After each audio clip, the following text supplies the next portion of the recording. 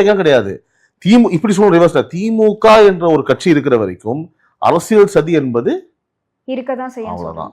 அது தாவேகாவா இருந்தான்னா அதிமுகவா இருந்தா என்ன, சதி செய்யறதுல வந்து பாத்தீங்கன்னா மாஸ்டர்ஸ்மா அவங்க, கில்லாடி பசங்க. அரசியல் அவங்களாம் அவங்க மாதிரி நம்ம பண்ண முடியாதுமா. சதி செய்யறதுல சொல்றேன், சதி செய்யறதுல நிறைய வந்து பாத்தீங்கன்னா எப்படி ஊழல் பண்ணணும், எப்படி வந்து பாத்தீங்கன்னா ஓட்டு எப்படி திட்டு ஓட்டு போடணும், அதெல்லாம் அவங்க டாப் நாச். அவங்க அதெல்லாம் அவங்க அடிச்சுக்கவே முடியாது.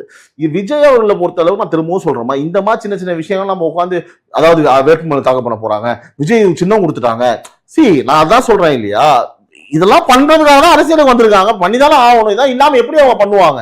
நிச்சயமாக 20% ஓட்டு இருக்குன்றவங்க எப்படிமா பண்ணாம இருக்க முடியும்? இன்னொன்னுமா நீங்க ஒரு விஷயம் புரிஞ்சுக்கணும், அவங்க நற்பணி மன்றம் வச்சிருக்கும் போதே அந்தந்த ஏரியால வந்து அவரோட பேரை வைத்து நிறைய நல்லது பண்ணியிருக்காங்க. அந்தந்த ஏரியால வந்து பாத்தீங்கன்னா ஒரு ஃபேஸ் வேல்யூ உள்ள ஆட்கள் அங்க இருந்திருக்காங்க.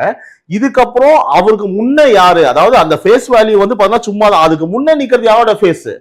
விஜய். அதுதான் முக்கியம்.